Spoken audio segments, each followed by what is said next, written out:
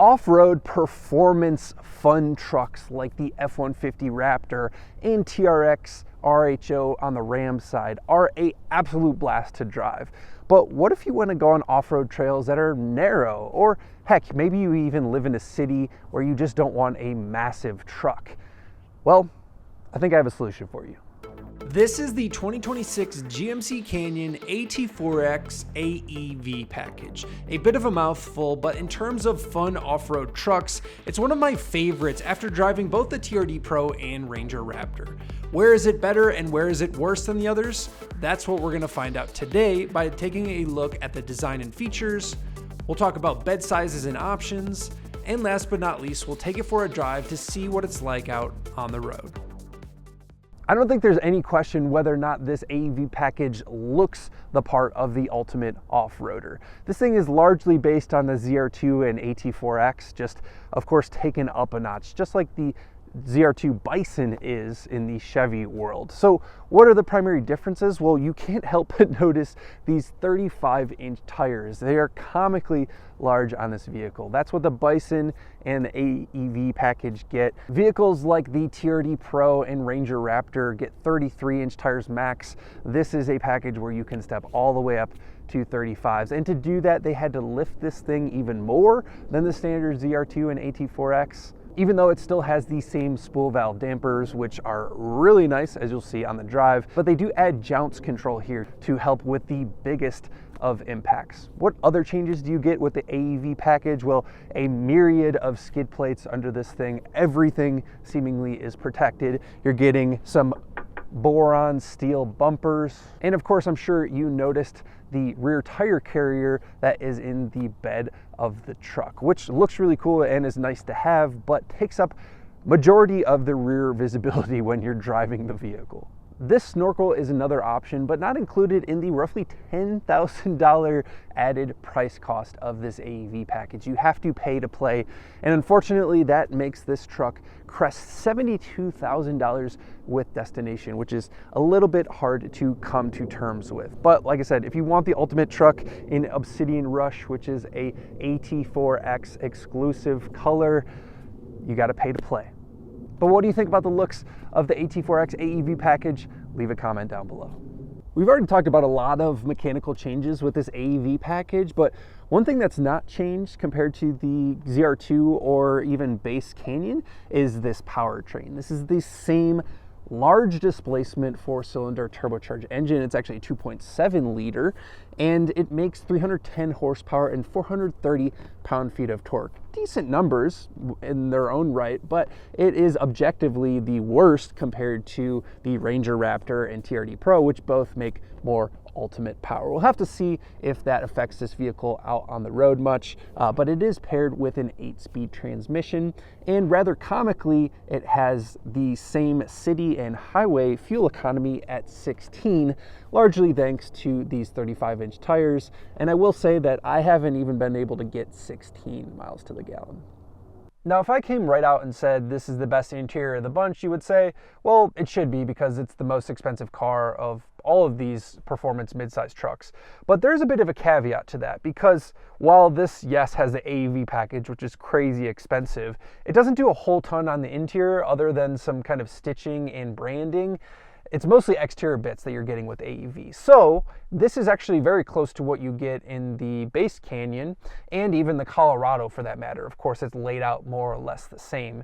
And I think the Canyon and Colorado have the best interior of the bunch, even without all of these extra AEV bits. And here's the reasoning for that. Especially in the Canyon, you're getting some leather stitching here on the dash and just kind of contrasting leather. It feels the most premium in terms of materials.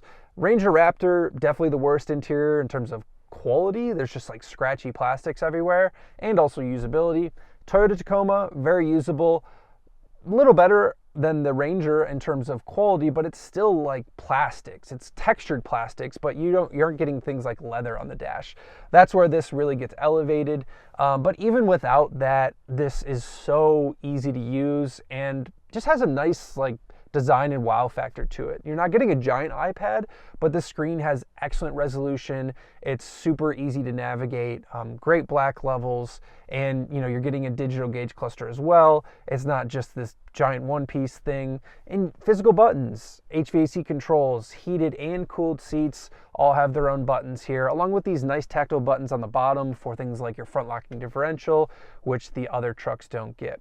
So it's just all like very easy to use. You get in and immediately can navigate and figure out your way into driving this truck, as opposed to some other competition, which maybe is a little more opaque.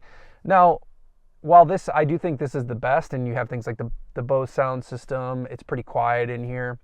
It's not the best in every measure. I think the one thing that the other trucks do better is the seating, at least the front seats. These front seats, while not bad, are not as good as things like the Ranger Raptor, definitely the best seats, and the Tacoma have good seats as well.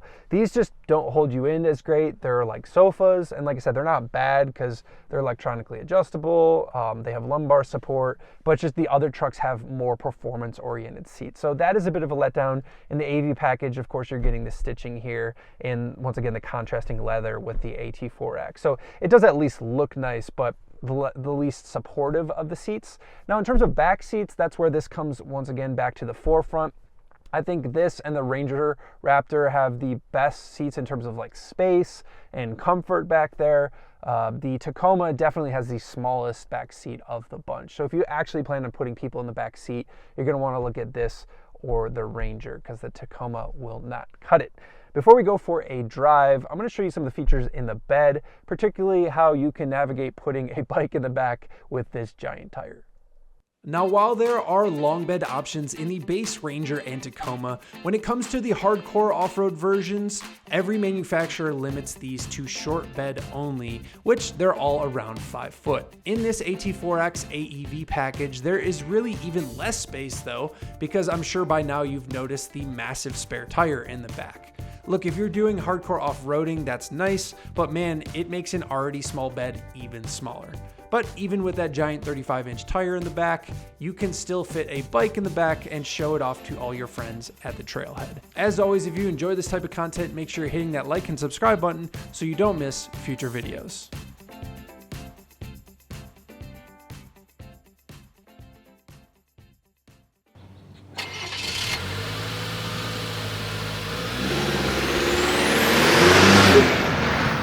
All right, let's take the AT4X AEV for a drive, and of course we're going to take it on an off-road trail, being that this is an off-road vehicle.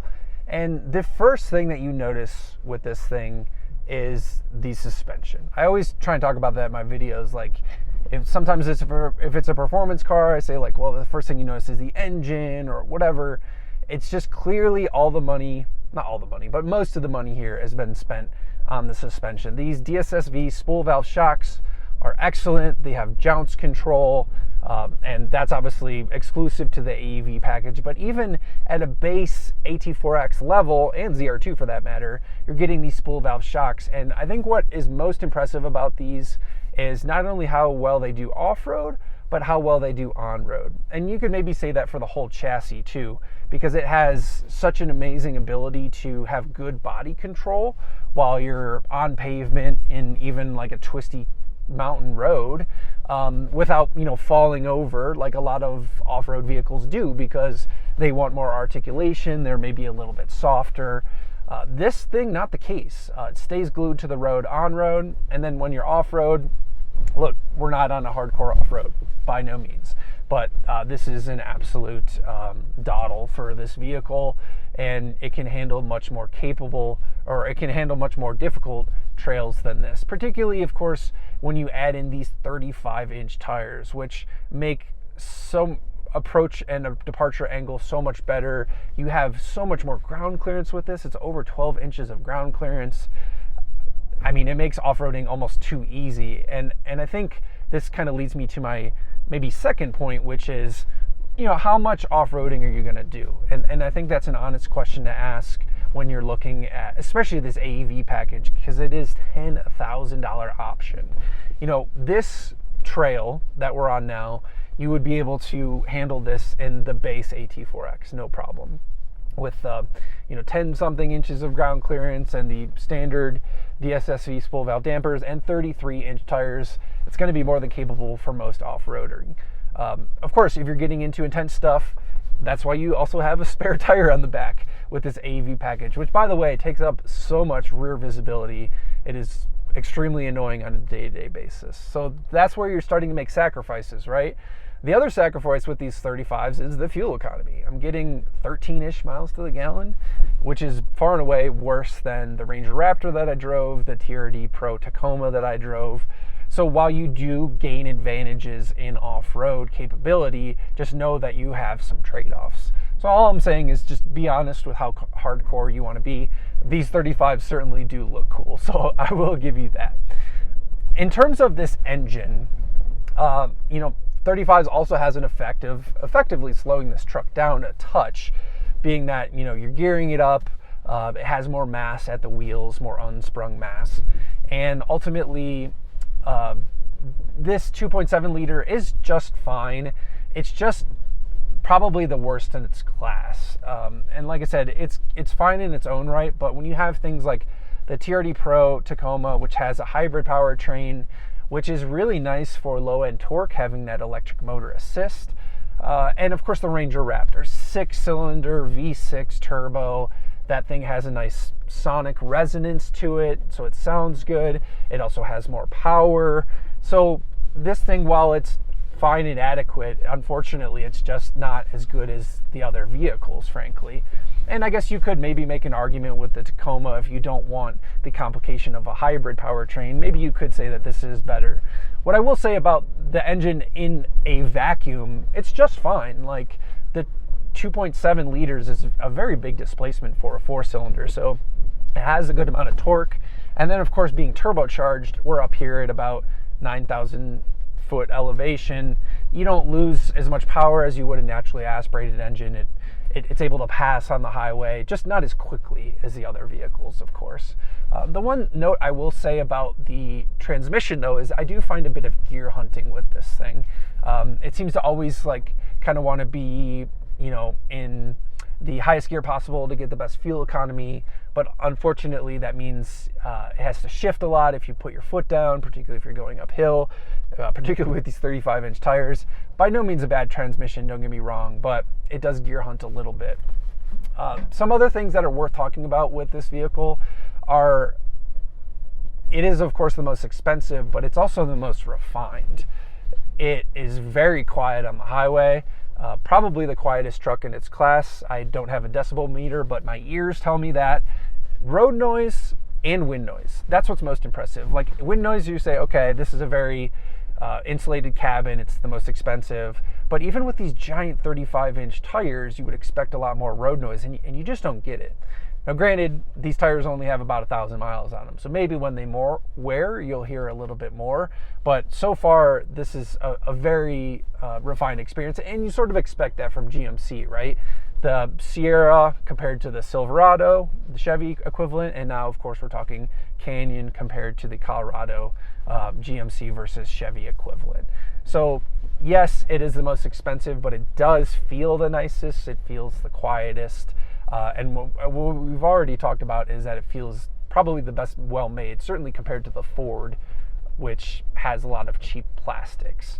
So, and is on an older platform. This is just frankly a newer platform than that vehicle. So as we kind of sum this up, like I said, think about how serious about off-roading you want to be. Of course, money, no object.